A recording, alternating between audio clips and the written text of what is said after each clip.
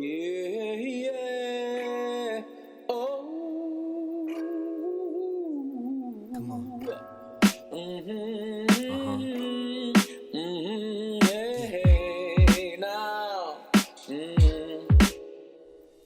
Break it down, build it up. We got way more than enough. And I'm really glad that you're here because without you, our Ignatian family wouldn't exist. We are a community of learners, willing to admit what we don't know and willing to share what we do know and how we know. And whenever we wake up, whenever there's insight, whenever there's a way of understanding suddenly that changes the trajectory of our life, we know that we've been hit by grace. And here's the thing about waking up, that when we do wake up, it's important to act right away, to put that new insight into action in some way. Doing the social justice work is not easy. It's definitely a challenge, but we did it and we know that you can too. So por eso les pido, estudiantes, ayúdennos, esfuércense, den lo máximo. Es el consejo que les puedo dar. Don't accept the status quo.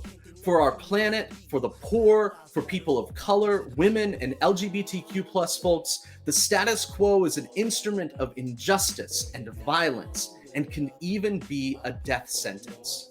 So to be pro-life means we got to be into all the issues of life. You know, the migrants that are drowning in the Mediterranean, you know, the immigrants trying to come into our country seeking asylum in the desert, coming in from the southern border, children that don't have enough food, the terrible education system where people are thwarted and maimed in their mind because they can't get an education, people not getting access to health care. When you go to look at issues and when you go to vote for someone, you got to look at the whole deal. Lord, teach me to be generous. Teach me to serve you as you deserve, to give and not to count the cost, to fight and not to heed the wounds, to toil and not to seek for rest, to labor and not to seek reward, save that of knowing that I do your will. What kind of world do you want to live in? Now, what can you do to make that world a reality? For every single human, we have come to win.